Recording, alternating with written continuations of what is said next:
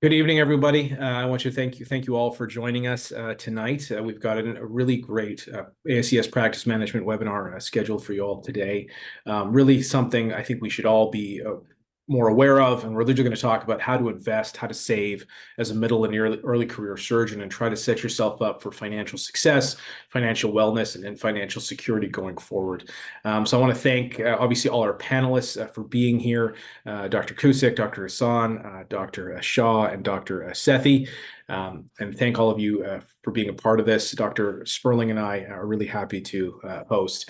We want to thank the ASCS for allowing us to do this, as well as Smith & Nephew for sponsoring it. So before we start, we do have a bit of an intro video from Smith & Nephew and a little bit a word from them and thanking them for their support. Good evening, everyone, and welcome to the ASCS Foundation webinar series. I'm Scott Gunn, Vice President of Shoulder Marketing and Sales at Smith & Nephew. As the sole sponsors of this series, we're thrilled to have the opportunity to introduce you to Smith & Nephew and our innovative product portfolio. For over 100 years, Smith & Nephew has been at the forefront of medical technology, committed to improving lives through our pioneering solutions. We're excited to share our latest advancements in shoulder arthroplasty and sports medicine. Our team of experts have been focused on providing you options throughout your patient's continuum of care with cutting-edge products like Regeniten, a bioinductive implant that redefines biologic healing for rotator cuff tendon growth, and the elegant ATOS shoulder system, which embodies stability, simplicity, and flexibility. ATOS is a streamlined system for both anatomic and reverse procedures, allowing for an elevated operating room experience. Throughout this webinar series, you'll hear from leading experts in the field who will discuss the latest research, clinical evidence, and best practices in shoulder and elbow medicine. Thank you for joining today, and we look forward to sharing our passion for innovation and helping you provide the best possible care for your patients.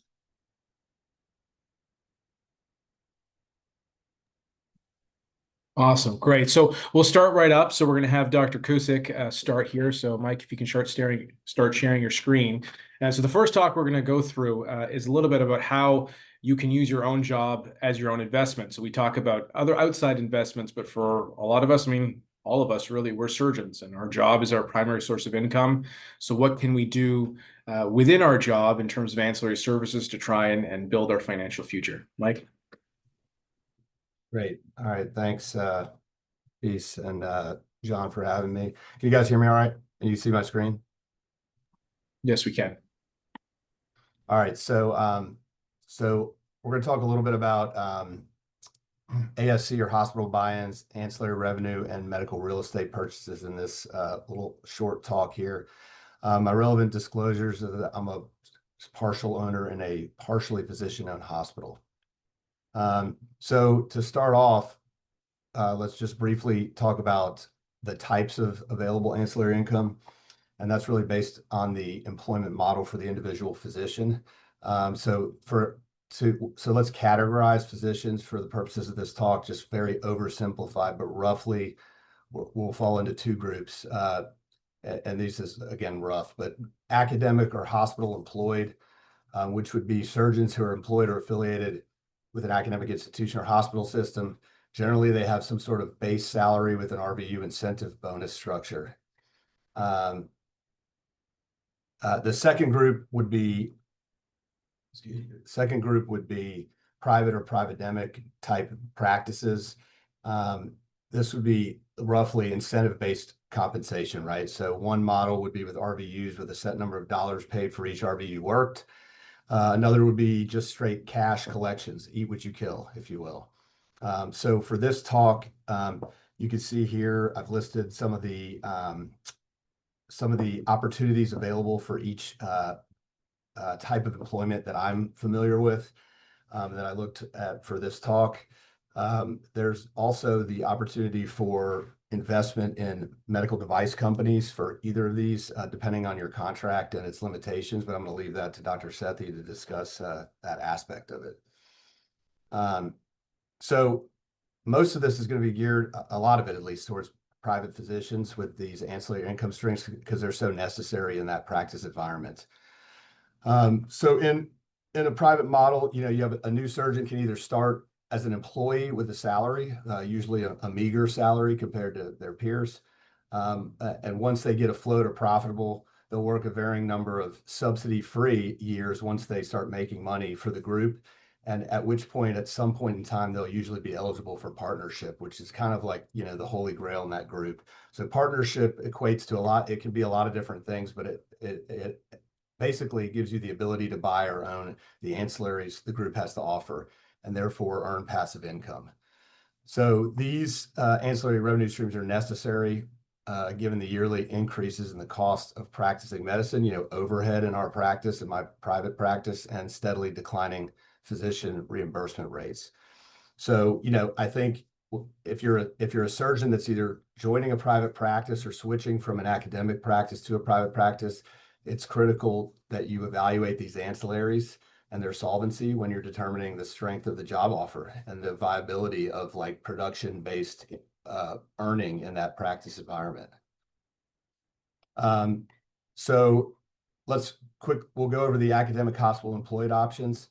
So I started my career as an assistant professor at the university at a university here in Texas.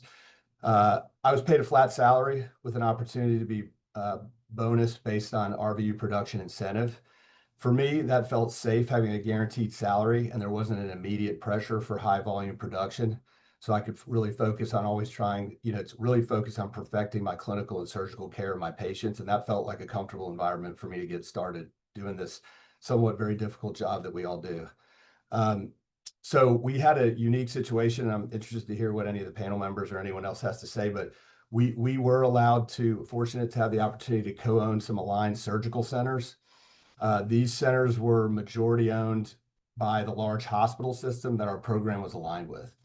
So we were contractually in our program, we were contractually obligated to operate in either the surgery centers or the main hospitals of this system. The physician owners in the surgery centers had minority ownership, and the hospital system had the majority. We were eligible to purchase shares and collect distributions as owners, like any surgery center.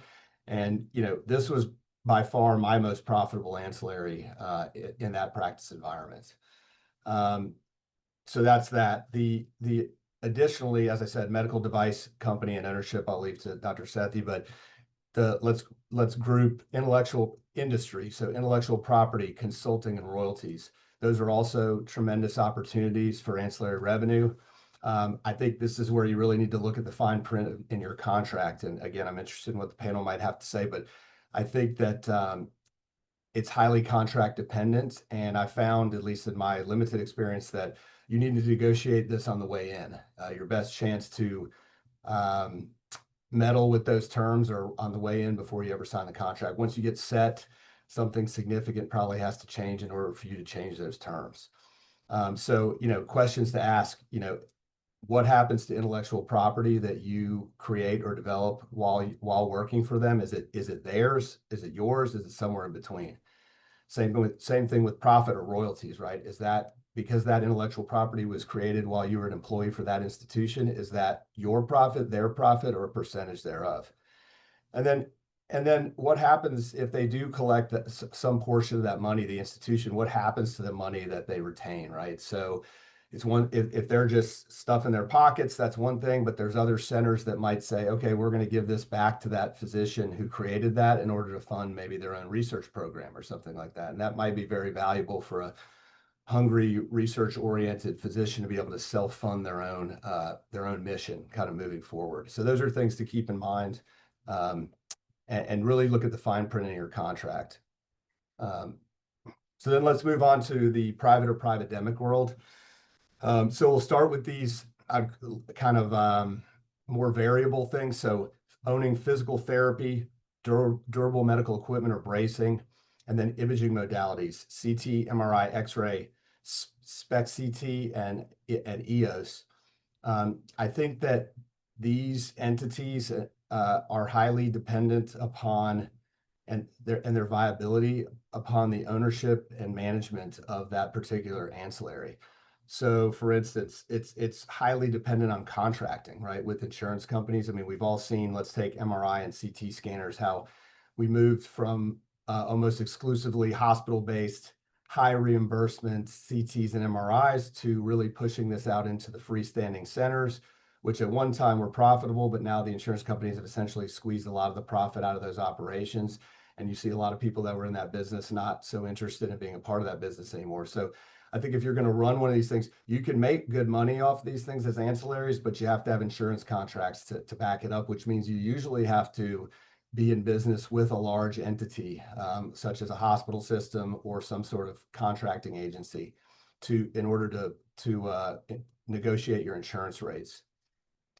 So conversely, if you own them entirely by yourself, a small, maybe a solo practice or a group of 5, practice, you can really drive down your ability to negotiate rates and the profit margins. I talked to some people before, some of my private practice friends in small groups before this talk, and they kind of said, smart businessmen, they said, it was over $100 an hour to pay a DPT.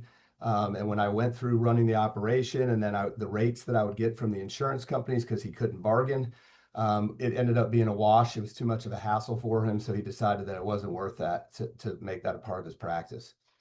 So I think, so that's the rates part of it. And then an excellent business management team, right?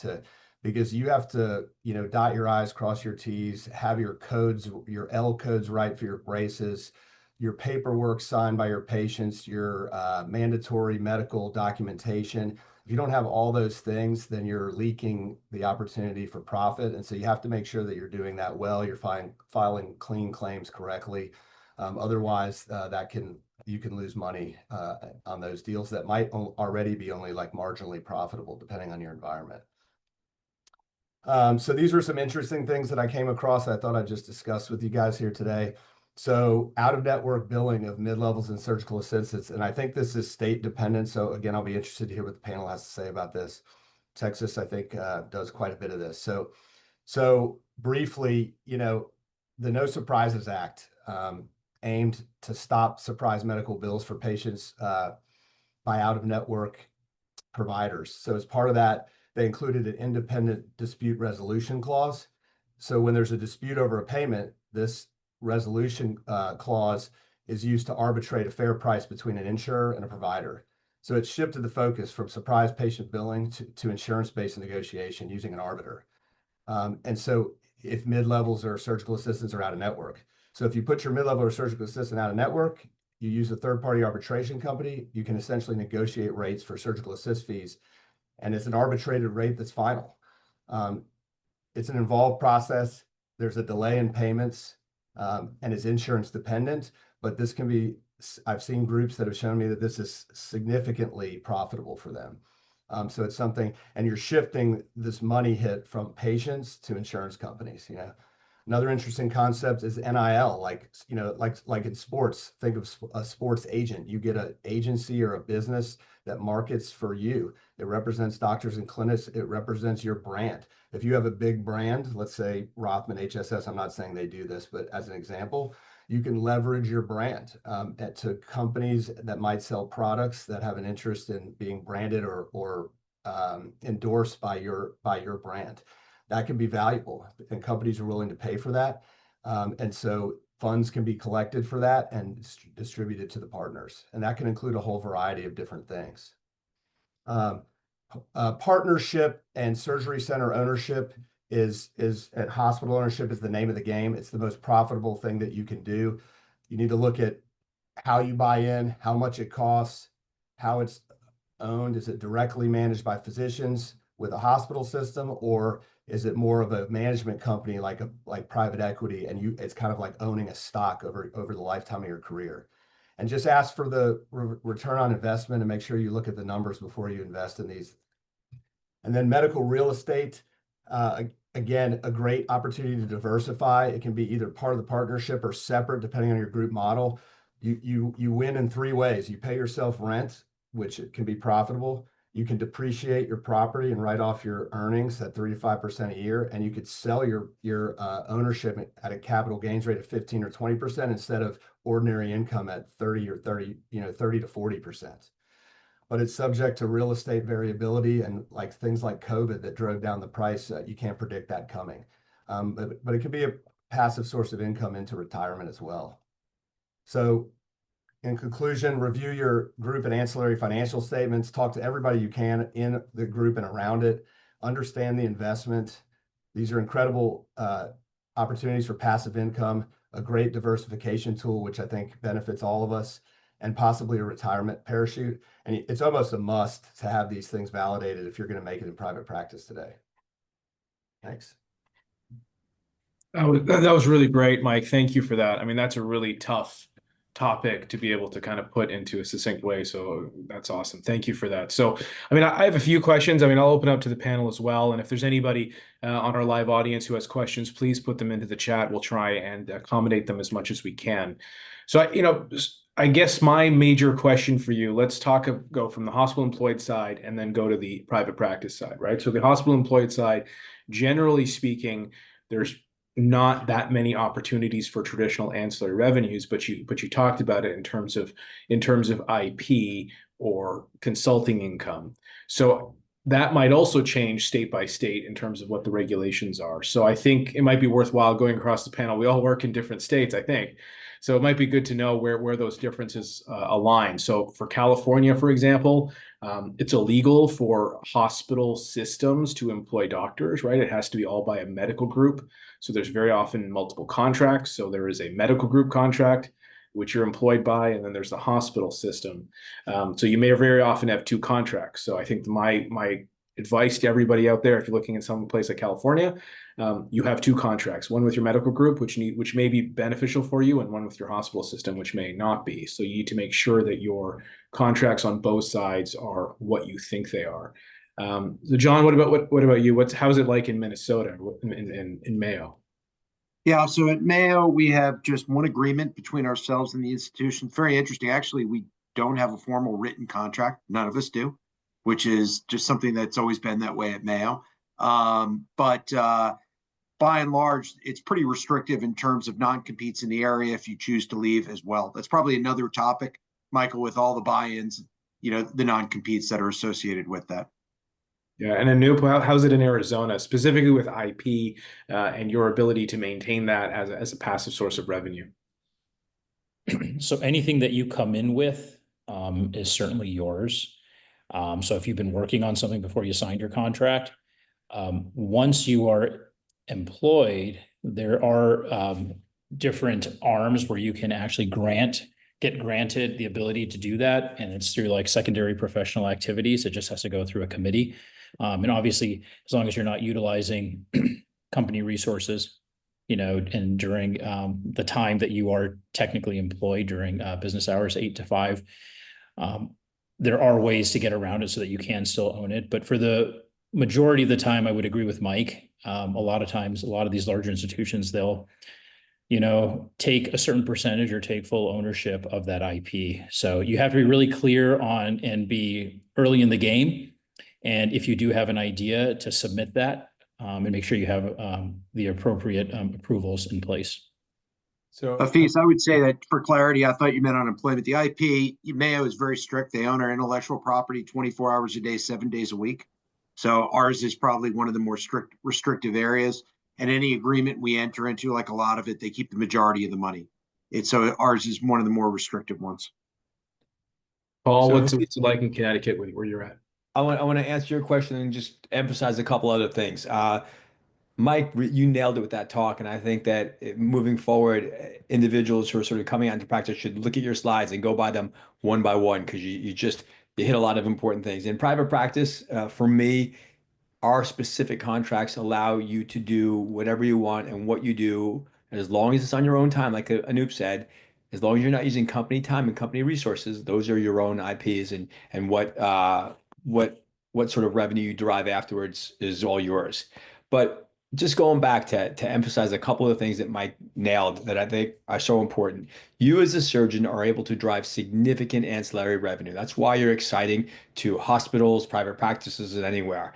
And in circumstances where you can participate in the ancillary revenue you drive, I think that's when you negotiate hardest for that. And typically in a larger system, you're gonna have a harder time on MRI and PT and X-ray. But I believe that many systems will allow you to buy into a surgery center And that's just, it becomes a quality of life and efficiency, and also a way where you're doing your own work and your own success in business drives you to capture a little more revenue. So I just wanted to go through those three things. And the one thing I want to caution you on, although Mike, you brought up the added network secondary providers, there are a lot of concepts that come up, whether they were these pain creams that were $100 and the surgeon was getting paid, on them, or now there's these bandages that are $1,500, $1,600, and surgeons are trying to make a small vig off of those. I think we all need to be responsible stewards of the healthcare system and think about the value that we provide.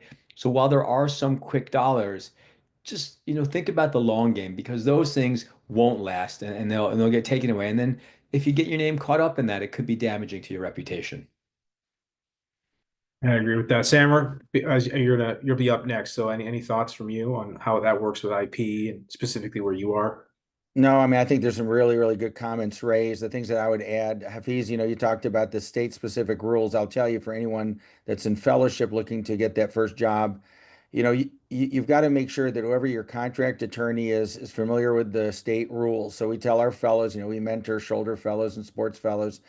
We tell them, it's okay to get someone locally here. We've got some people that we work with that are very good at looking at contracts, but you really need to have someone who knows the rules in the state. I think that's very, very important because there are very specific rules. As far as IP, I think this was touched upon by Anoop. Just make sure that you make sure you read the fine print. And in general, I think what's fair is typically, especially in the private world, as long as it's not done on your sort of regular clinic hours, and using the sort of hospital resources or your group resources, it should be yours to keep. Now, obviously, if you're like John and working at Mayo, there may be some rules where they own it 24/7. But the important thing is know these things beforehand, right? And make sure you ask the right questions. And like you said in your talk, Mike, ask everyone, right? I mean, that's what you have to do so that you are not sort of caught up with miscommunication and expectations that are not realized. Perfect. So Sammer, as you get your slides up, final question for the private world, is there ever a situation in which you don't buy into an ASC or a hospital if you're given that opportunity? Anyone have an opportunity? Anyone have any comments about when you should not buy into it? I mean, Look, I I think think that's the financial piece. I know smart surgeons who have not been, the financials have been shrouded a little bit, and you're new and you don't know, and you end up inheriting something that's upside down. So I think you really just need to look at that can happen to like brilliant people. So you just need to really look at that. That'd be the only situation. I mean, if you've got reasonably strong financials, no, never. I agree. That's pretty much what I was getting at. I think very often this is driven as like the Holy Grail, which it is, because especially in the private world, but it's a business and any business can be run badly. So make sure that you look at it specifically, and because it's being sold to you doesn't mean it's right. So Sammer. And I'll just follow up with that, because we're going through that. I'm going to be talking about hospital employment. I did work in the private sector as well, but I can tell you now we're starting to sort of look at sort of joint venture ASCs, majority owned by the hospital. But the important thing is to make sure you have a seat at the table, right? Because you also don't want this to be a black box, because the hospital can weather losses a lot better than you can, especially as an investor. So I would say it's a great idea, and we're certainly looking forward to it. ASCs are the way to go. There's no question in orthopedics, and you want to be a stakeholder. But if you're doing joint ventures with the healthcare system, make sure that there's transparency and that you have adequate representation as physician owners. So I'm going to go ahead and share my slides, right, Hafiz? Please, yeah. Yep. So let's go ahead and see. So I'm just going to switch to. Can you guys see this? Yeah, we're all good. Perfect. So I've been charged with talking about tax deferment strategies for the W-2 surgeon, 401ks, profit sharing, and more. And so I'm going to slide in. Actually, Mike did a great job, and so I'm going to try and compliment him. And in fact, our career paths are almost in reverse, because I worked in a single specialty private practice for my first 13 years as sports medicine practice. I was the shoulder surgeon within it. We trained sports medicine fellows. And then starting in January 2014, I've been employed by a healthcare system. I think the important thing for all of us, our disclaimer, is I'm not an investment advisor or financial planner. I certainly have some experiences I've learned on the way. I learned during the transition from being in private practice to being hospital employed. I learned a lot about things that I knew very little about. But I certainly I can tell you one of the things I learned is to surround yourself by good people, good financial planner, wealth management advisors, tax attorneys, accountants, healthcare attorneys. These are tremendous resources. You don't need to do, if you're starting out, you're not going to meet them all up front, but you ought to develop those relationships and keep the good ones for as long as you can. And I certainly learned a few things preparing for this presentation, which underscores how little I know relative to others, both here and certainly those that specialize in this.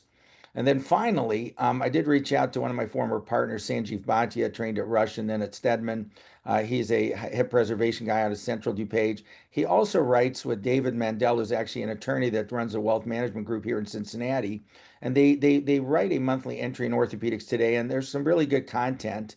And so I'd certainly encourage you to look at that article for all of you because it does provide some very good passive reading, and you can learn a thing or two from their monthly entries. So again, my practice, Cincinnati Sports Medicine, was acquired by a healthcare system, Bon Secours Mercy Health, in January 2014. We had our situation was we had low commercial payer reimbursement relative to some of the outlying areas, but it was certainly manageable because of low cost of living. We're in the Midwest. And then ancillaries, as Michael, we were able to have access to some good ancillary revenue stream. But we saw a decline. Physical therapy wasn't generating as much of a profit. There were much more restrictions on physical therapy and one-on-one for Medicare, treatment. MRIs were also declining reimbursements. And then most importantly, our ASC, which was our more lucrative ancillary, we were going to lose our profit when one of the other groups that we co-owned with was in more dire financial straits. They had to certainly pivot to healthcare system. And so we knew we had to get out because otherwise we were going to lose our margin. And then there are local market forces. So if everyone else is feeling a pinch and feeling like they've got to join a hospital system, you don't want to be the last person standing in a game of musical chairs. So we kind of had to act. And so in general, once you're a W-2 physician, you're RVU-based, you get your W-2 at the end of the year because you're an employed physician. There are some significant tax disadvantages, and I think Michael pointed some of that out. I mean, look at real estate, medical real estate investment, and what you don't have you don't typically have those opportunities. You receive a salary, you work on a consistent schedule, you're an employee, you're part of a cog in the machine, if you will. And so now you can work as both an employee and a contractor. Certainly, if you have side opportunities, if you do consulting, if you do IP, if you do chart reviews, as long as you don't do it, as long as you're abiding by the terms of your agreement or contract, and you're doing it on your own dime, if you will. But it's important to recognize that this is who you are. You're a W-2 employee, and the cons of working at disadvantages if you obviously have limited control over your schedule and hours. Although again, if you transition as a group that was pretty senior, you may have some leverage, if you will. You were able to retain some staff, but sometimes you can't.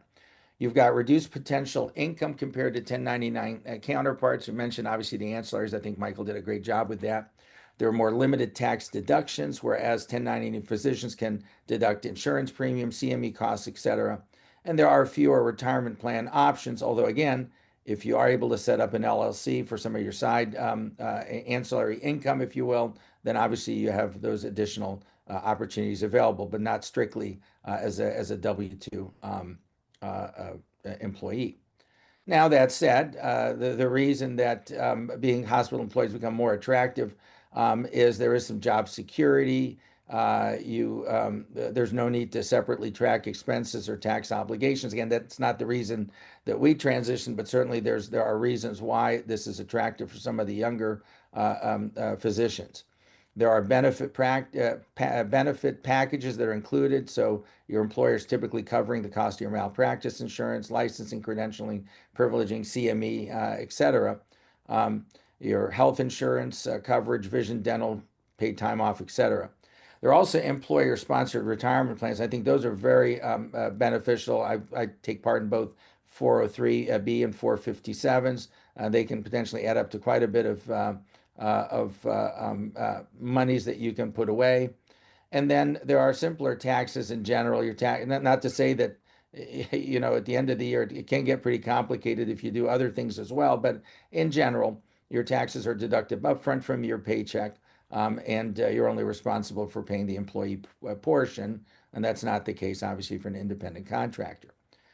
Now, finally, regarding some of the tax optimization strategies, the things that I would say are important are to maximize your retirement savings, and to take advantage of some of these traditional IRAs, but also the other potential retirement vehicles. Tax advantage accounts, particularly 529s when you've got kids, as well as HSAs and FSAs.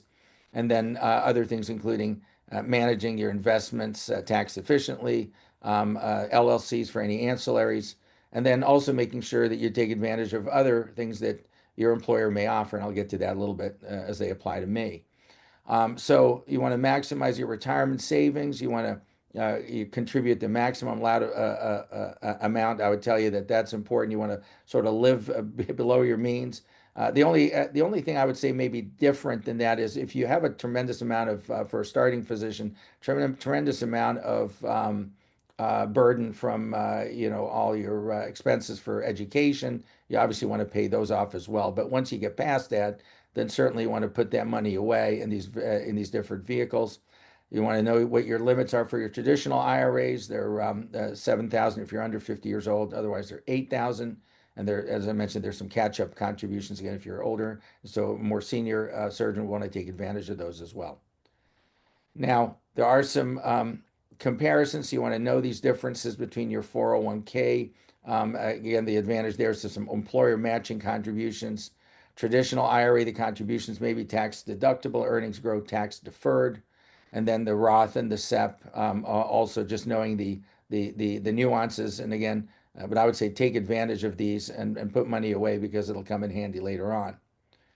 HSAs really apply if you're enrolled in a high deductible health plan. Otherwise, you can consider an FSA, but you need to know the differences. FSAs typically don't roll over, whereas HSAs roll over.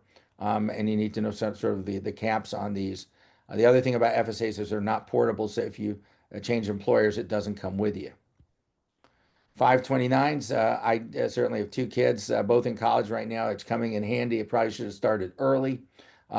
We also did something called a custodial account early on, and I would say that's not, I would not recommend that because that money is something that they can take with at age 21 and do whatever they want. I think one of my kids is going to do good with it. I'm not sure about the other. And so you want to make sure you don't put, but whereas for 529s, the important thing here is that they do, you know, college education is not cheap. And they do, you can use it towards qualified education expenses, including room and board. And there are various state plans, so you want to make sure that you know what those plans are. And you can be in Ohio and put money in a 529 for Maryland. And there are also different types of plans, if you will, that have various growth opportunities and risk tolerances. And so you just need to do your homework. Managing investments tax efficiently, that's kind of just common stuff. It's not going to make or break, but you just have to have that general sort of awareness that there are some strategies so you can sell investments at a loss to offset capital gains taxes, et cetera. And again, tax accountant can help you through that. Strategic charitable giving, I'm going to skip that because I mean that's just you know, sort of, that's probably going to apply for someone a little bit more senior. Same thing, understanding and optimizing deductions. Again, it may not apply for most of us, but certainly some folks, especially early on, may hit if they have a costly medical you know, burden. They may be able to qualify for that. Certainly, you want to get a good tax professional, accountant, ideally someone that really works in the healthcare space, is familiar with physician practices. Maximize employee benefits for sure, a group term life insurance, tuition reimbursement, et cetera. And also, that doesn't mean that you're going to stop right there. So I have my separate life insurance, couple of vehicles. I also have disabilities, own occupation. That's very important, I think, as well. So you're going to still have to pay for some things, but you want to just whatever's out there that's easy to the low-lying fruit you want to grab. Finally, a little bit about LLCs or S corporations. Again, most of us have some other things that we do, consulting, we may do chart reviews, what have you. In general, not taking advantage of LLCs is typically underutilized. So I'd encourage folks to consider that, especially those that consult or do legal work. These entities can help manage income more efficiently, and you do have to have dedicated office space or office expenses. I'm not going to get into all of this. It's just kind of compare. I think most of us will choose an LLC, but if this is going to be memorialized, this may be something that's worth reading just to know the differences. And then finally, what else does your employer offer? Some healthcare systems offer profit sharing, and obviously Michael mentioned there's potential for joint ventures as well. And you might think, well, my institution's a nonprofit. Nonprofits can also offer profit sharing from surplus revenue. So it's important. You just have to know, again, the specifics of your arrangement. Some other things that come up from time to time. So I actually benefit from a supplemental executive retirement plan as a high earner. They'll give you sort of a perk, if you will. It's a fixed amount that grows at a predetermined rate that can help with when you have a volatile market. There's also non-RVU based compensation. So I can tell you that when I was in a private practice, if I gave a talk, if I did clinical research, obviously that was costing me because that was time that I would otherwise use or to generate income. So I'm not generating the income. But believe it or not, some healthcare systems will have potentially funds that are available that can be used if they believe in the educational mission, that if they believe if you're doing some administrative work like section chair or hospital chief, where you'll have some modest stipends. Now, there's a limit on all of that, and generally there have to be some sort of litmus tests against total aggregate comp, and that's not uncommon. So if you come across that, because obviously healthcare systems don't want to be accused of anti-kickback or Stark violations. So there's some rules, but I will tell you, in the right situation, being a hospital employee is not all bad. But these are things that you typically grow to. You're not going to get that in your first year. So that's what I have. I'll open it up for any questions. That's awesome. And I think really good for everyone to know that, I mean, even, the common myth, right? You're W-2, you don't have many opportunities, but still opportunities exist. And I think it's really good to make sure that we're all kind of on board and optimizing that. So I got one question for you. It's a little bit loaded and a little bit difficult, but if you're in a hypothetical situation, right? So you're a young surgeon, 3 years in, you hate your job, you want to switch. You have two offers on the table. So you both in the same state, you're going to do 300 shoulders a year. One is a private 1099 income in which your collections will be, let's say, $1 million a year. And the alternative option is you're going to be hospital employed W-2 for $1 million a year. So same salary, so same money, collections 1099 or W-2, same cases, same state. Which one are you going to make more money in? So if you think if you were to take all of your options that exist for tax advantage, for your long-term outcome, if you were to stay in that job for 10 years, what do you think would make you more financially stable at 10 years? Are they the same? Are they the different? What do you think, having been in both? Well, I mean, I think it depends on the individual. I can tell you, I'm very much, I work hard. I'm willing to hustle. I'm willing to. So for me, it would be the former, because I think that I'm less tethered, if you will, and I'm willing to accept the risk because I believe in myself, right? But I will tell you as well, the situation that we were faced with is X number of dollars in the private or 2X at a time when the potential to get that additional X through ancillaries was really not there. That's not to say it could never be there, but we kind of saw that the only way to do this was to potentially change our practice sort of ethos, if you will, or how we kind of because we tend to be pretty conservative. I want to go to bed at night knowing I'm doing the right thing. I'm not willing to sell $1,500 bandages, right? I mean, there's some things I just wasn't willing to do. So all things equal, I think if I were in private practice, I would take that opportunity and try to try to see if I could build on it. Whereas a hospital employed, I think I have more guardrails that kind of limit my ability. It is more stable, perhaps maybe less risk, but I'm willing to tolerate risk as a chance to do more. Yeah, and I think that's the idea, right? Because most of us, or a lot of young surgeons, I was there too, looking at your second job jump and what are you going to do? And you compare these two options, and they're very different, right? One is, they may be similar. You have more opportunities as a 1099 recipient to make tax advantage plans work for you, but they involve a lot of work and professional help sometimes, which has cost, as opposed to a W-2 situation where there's still advantages that exist. But perhaps they're more stable. So I agree completely. Yeah, but I also tell you too, I mean, it really has to be individualized because there are other issues that we haven't touched upon, work-life balance and so forth, that may, if that's really important to you and you're really kind of on the balance side, right? Then, having the ability to sort of, feel like you have, you can work at the 50th percentile and get paid at the 50th percentile, and that's good for you, then maybe being hospital employed is a good thing. So I think it just depends on a lot of things. Awesome. Perfect. Any questions here? I think we have one from the chat here. Current landscape of ancillary returns has made private practice an appealing option. However, ASC buy-ins, debt, and rising interest rates for the initial years may offer more financial stability. Are there aspects that can be negotiated with private practice to ensure success? Do you believe private orthopedic practices will remain viable over the next decade? So, essentially we're asking, obviously there's constraints on everything. So do we feel, or does anyone here feel that private practice is viable in the long term, or is it already dead or done?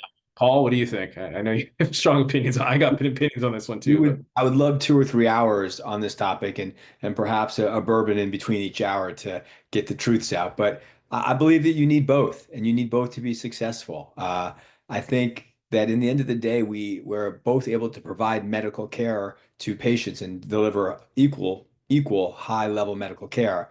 But there are trade-offs and balances. The truth of the matter is private practice is the less expensive version as compared to a hospital-based procedure. So a total hip replacement in a university center costs whomever the payer is, 20 to 30% more. Hafiz, if you're seeing patients in a hospital, you are paid at a higher rate than I can be paid, despite very effective negotiation in a private practice setting. And that's because you assume additional risk. You assume greater responsibility, and your orthopedic department also has to support a transplant department and emergency room. So I think that both are necessary. I think both will survive.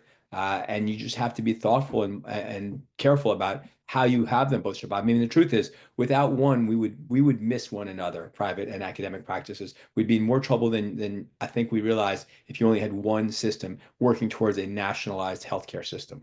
Yeah, completely agree. You need the small business competition, right? Otherwise, consolidation becomes monopolization, just like for every other sector. So awesome. Anoop, do you mind getting your slides together, and we'll move on.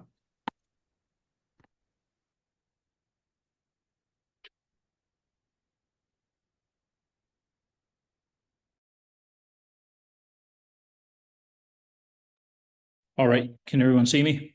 Can they see my Great. screen?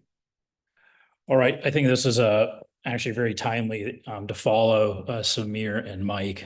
So I want to thank Hafiz and John for inviting me to this. I think this is really, really practical, and I think it's helpful. I wish I had this talk when I was starting my practice, to be perfectly honest with you. First thing is my disclosure is I'm not a financial expert. I don't pretend to be. And so we've all been trained really, really well. And I've had the opportunity to train in Rockwood, international shoulder surgeons, and I completed my shoulder fellowship about 15 years ago. And probably JP and Larry Higgins are probably the two guys that really gave me this sense of financial understanding on what does it mean to save and what you need to do once you start saving with your money. And so I wanted to start Mike kind of talk off with where is healthcare headed in the next 5 to 10 years? I think we kind of touched on this earlier, employed versus private, Obamacare, universal healthcare, reimbursement structures. How is inflation playing into all of this? If anyone on the panel or even attendees don't know how CMS is funded, I would encourage you to learn that because it's actually very, very, very eye-opening and scary on how we're paid. What are the regulatory concerns? And then everybody's talking about this triple and quadruple aim from decreasing costs, improving population health.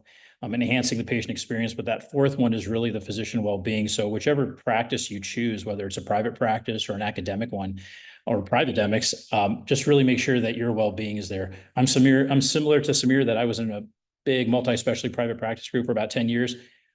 Did really, really well. But in the last couple of years, I just kind of plateaued, and I made a move to come closer to family. And so took a slight pay cut to do that. But overall, that was what I really wanted to do at this point in my life. When we look at the questions today from a business perspective, so outside of just, your shoulder practice and so forth, really understanding the opportunity cost, what's your desired lifestyle? And instead of asking, when do I retire? I think the real important question when you're first starting out, or, if you're middle age, is, can I retire? And these are really, really more important than the questions from the past, because really playing catch up is a zero-sum game. And so all of this can be really, really stressful because we can't control any of these factors. And so since we don't know where healthcare is headed, the one thing we can do is we can be proactive. And I think that was alluded to by Samir early on. I think he gave some really, really good information on these investment vehicles. So save first and spend second. What this does is that this decreases the stress in the long term. It really minimizes the volatility. And so getting into the meat of my talk is really, how do I prepare and save? Well, we'll talk a little bit about these investment portfolios. You really want to make sure that you have a balanced one. Make sure you're disciplined right from the beginning. And the way I kind of think about this, just to give a personal example, is whatever money I have in my checking and savings, that's what I get to spend. Because it's not doing me any good having cash at hand. I'd rather be investing that with someone that's much, much smarter than I am. And then just remember that there's a big difference between speculating versus investing. And Paul will talk about that when there's this new startup and, you'll get hit with a lot of these different opportunities from people because they know that surgeons have some discretionary spending. Just be mindful that that's speculating. That's really not an investment. And our wealth management advisor, who has now become actually a very dear friend, Charlie Nemes, he told us, if you lose money in gambling, you're basically giving it to someone smarter than you. And so when I go to Vegas, I bring exactly enough money to lose. I don't go to the ATM. I just know that I'm basically writing that off. So when we talk about investment vehicles, the two most common ones are really these stocks versus bonds. And so stocks are something that you own. It's equity ownership, certainly more volatile, as you guys can see on the S&P charts. Bonds is really something that's owed. You don't own anything. And basically the money, the bank is owning, the bank is owing you money for a loan that you're providing for a bond. And that bond has a face value. It's a fixed number. There's a coupon rate depending on the maturity date. And that's basically some sort of interest rate that you're going to be paid at annually, typically in 2 different payments. And then the yield is that total return on that bond after that bond matures. And this is a very stable form. There's a ton of different types of bonds, and we won't go into those. I think that's what a wealth management guy should do for you. An ETF, or an exchange trade fund. This exchange trade fund is basically a collection of stocks. So instead of thinking of it as trading one stock, it's just basically like a mutual fund. But one person, buys and sells as an individual. They really can't afford all the stocks alone. So they have this fund of a collection of them. And this return is typically pretty good, somewhere between 7 and 10% historically. The big difference between a mutual fund and an ETF is that mutual fund that price is determined at the end of the day, whereas an ETF price changes during the day, and this has tax advantages. I love Samir's traditional IRA versus Roth. This is a little bit repetitive, but that 401k income, it's ordinary income, and it's typically taxed at a higher bracket. We can see accelerated growth within a Roth. And so really at some point you kind of want to, you'll see this minimal growth in a 401k. And so really maximize this Roth IRA, especially if you're young, because you can put in 7K, all the way up until about 50. And then after you're 50, you can put in $8,000. And that thing just really grows tax deferred. So you have no tax deductions in the years that you're contributing. Life and disability insurance, this is really meant to fill a gap. So if you have young kids, if you've got a spouse that you happen to really like, I think it's really important to have some sort of life and disability insurance. The questions of term versus variable versus whole life insurance are always there. But this is just meant to fill a gap. And so at some point, you really don't even need it because you've probably saved well. So I approach this talk with this because I like learning by examples. I think orthopedic surgeons like these visual things instead of giving you and killing you with a PowerPoint presentation. I gave two scenarios here. So if you have an early career doctor, there's some assumptions. Let's just make some assumptions that if you're 30 to 40 years old, employed or private, obviously in a private market, if you're making 250 or 300, I'm assuming that, you know, you're married. And so you can kind of hit this 500K threshold as an early career doctor. We're going to make this assumption from Samir that you're going to maximize your 401k. And let's just pick a 30% savings target. So that means that out of that 500K, you want to save $150,000. And so how are we going to make that happen? Well, we know there's things that we can't change. We can't change the tax code. We do need a place to live. We need a car to drive. We need to eat, but we can change the size of our home. Do I need a 7,000 square foot home? That's $5 million. Probably not right away. Do I need to drive a Bentley? Probably not. And do I need to eat at Michelin star restaurants like Paul Sethi right off the bat? Probably not. So how do we save this? Where does this money go right off the bat, right? 500K, you're going to maximize your 401k contribution. So that's 23.5. Consider this mandatory, as Samir said. Your taxes are going to be about $127,000. So after this 401k and taxes, you've got 350 left.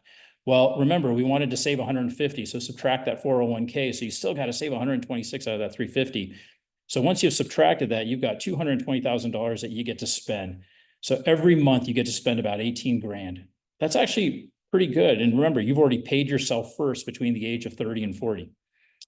And so why save 30% of this income? Well, you're going to live a reasonable lifestyle. You're going to spend 18 grand a month. So $10,000 for a mortgage, utilities and so forth is pretty average. And you still got 8K after that. And if you do this, I think you'll start to earn your freedom because you'll be able to choose to work and retire when you want. And this is where compounding interest really makes a difference. And so if you assume like an 8% growth rate on these assets, if you saved $150,000 per year, starting at 35, at 45 years of age, you'll have 2.3 million. So if you take 150 times 10, right? So that's 101.5 million. Well, that'll grow by almost another $1 million just by sitting there and growing by 8% with somebody that's a reasonable and conservative wealth management advisor. So now let's go to the second part of your life. So a mid-career doctor, you know, you're promoted 40 to 50. Let's just assume that you're making around 800K, which is not unreasonable, especially if you're married and your spouse is bringing in something, you're having ancillaries. We're going to continue doing the same thing, maximize our 401k, save the 30%. So now it's $240,000 instead of 150. And so how do we make that happen? Well, these are the things that we can't change, but maybe we're going to upsize, maybe we're going to do, you know, get a nicer car and so forth.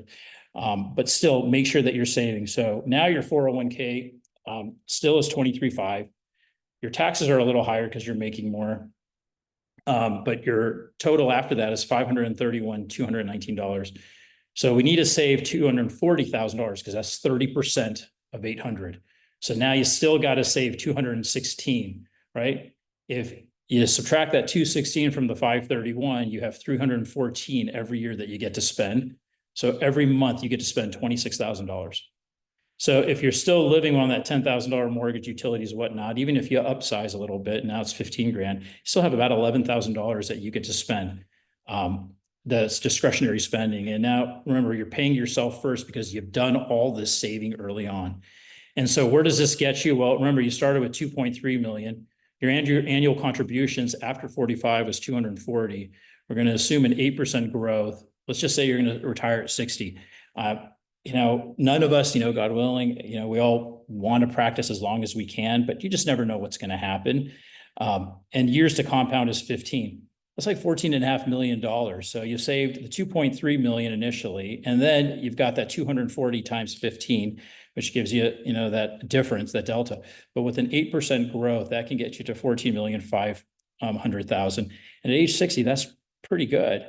And so really planning for the future, everybody has different goals. This is not always just about money, but you can see if you're a little bit disciplined early on, you use the right investment vehicles, you can get to where you want to go. Everybody's starting point's different. Some people, you know, have been born into a certain lifestyle that's different. Others, they need to start a little bit sooner. And everybody's spending habits are different. But once you understand the power of compounding, it really, really, really makes a big difference. And so with preparation, you know, planning, discipline, you know, I think that this gives us all success. And I just hope that all my friends and buddies can feel like him after that type of hole-in-one. So thank you. Any questions? No, it's great. I mean, I think you're right. We all learn by examples, right? So those are really, really definitive and illustrative examples of how we can do that. And I think, you know, missing wonder of the world is compound interest. So I think would all be pretty disadvantaged to not take advantage of that. So I think that was great. So Paul, I think we're kind of running a little bit behind. So Paul, do you mind moving on? Anoop, if you can stop sharing, perfect. And then we'll kind of tie up with some final questions at the end.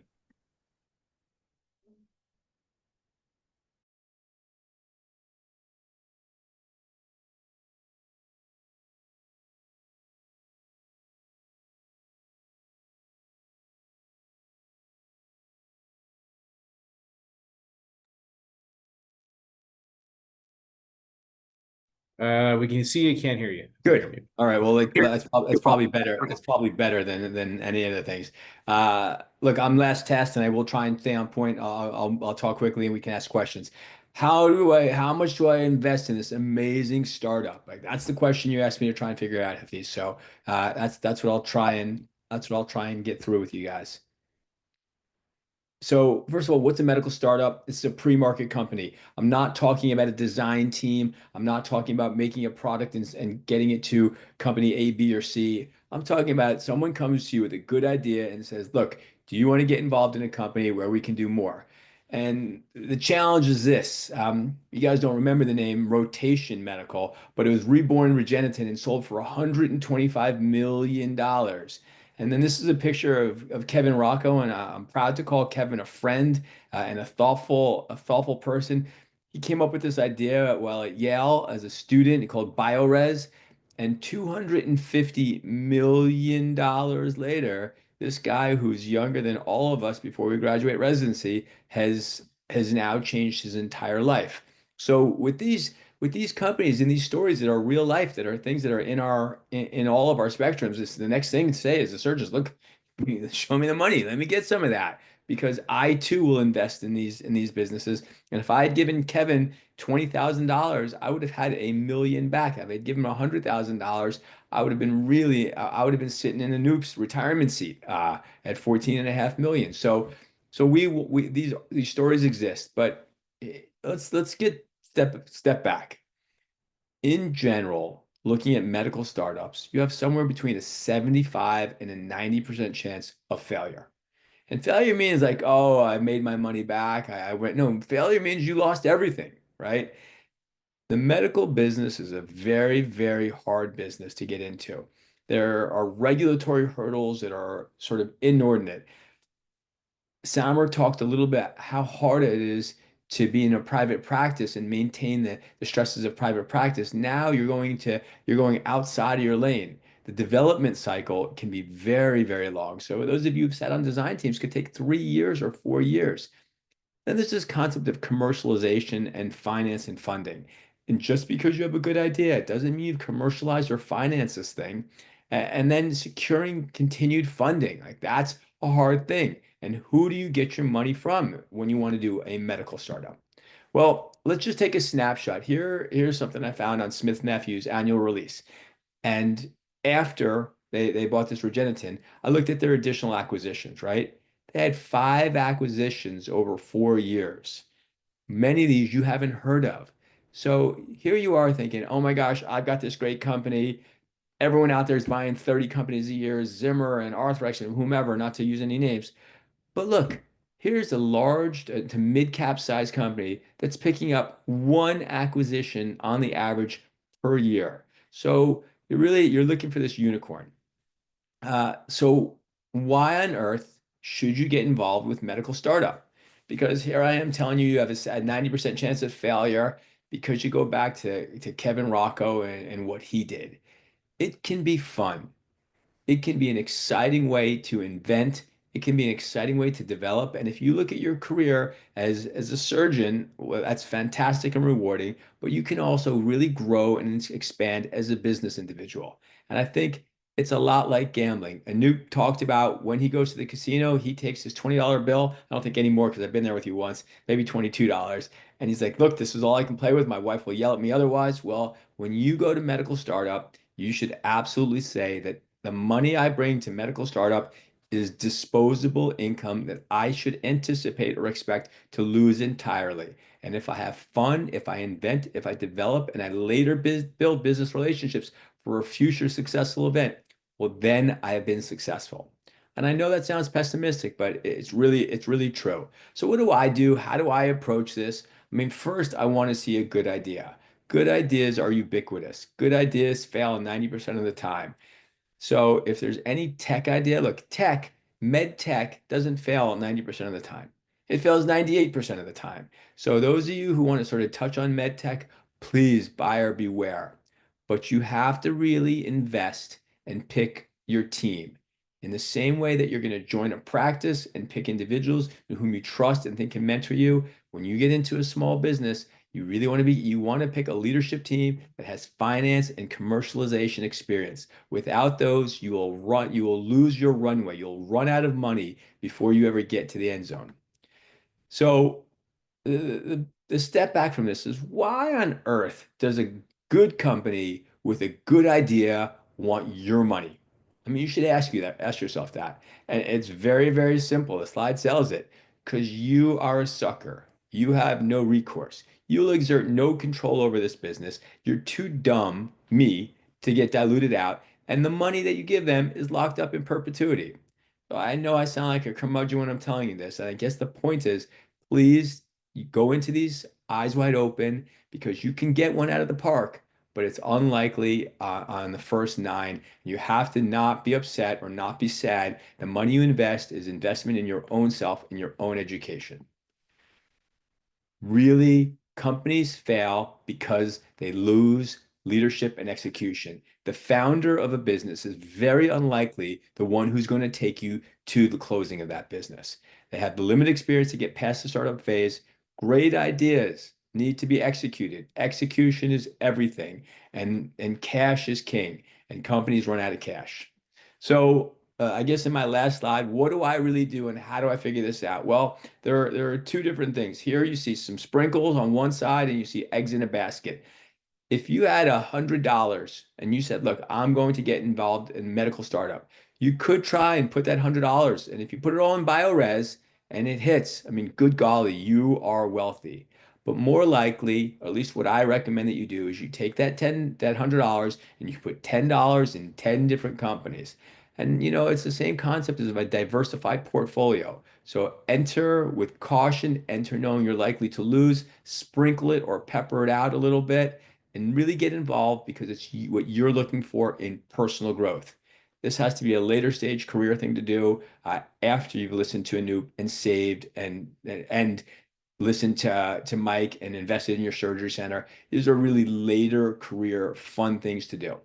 So I know I don't have a lot of time, so I'll cut myself off. I won't go any more slides, Hafiz, but I'm open to any questions. And I don't want to sound pessimistic. I just want to be, caveat emptor, buyer beware.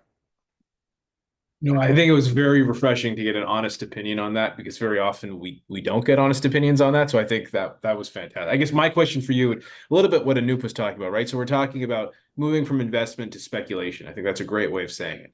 So if you're to take your overall net worth, regardless of what that is, and I'm going to ask each panelist here to tell me what the number is, what percentage of your net worth do you think is reasonable to allocate to speculative investment like this? Is it 1% of your net worth, 5%, 3%? What do you think is a reasonable number? And I kind of want everyone's opinion. According to Anoop, if I'm making $800,000 a year, I have 28,000 disposable income.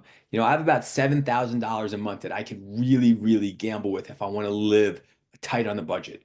But even less than that, right? So it is purely what you want to spend on vacation, tax, entertainment. It is gambling money.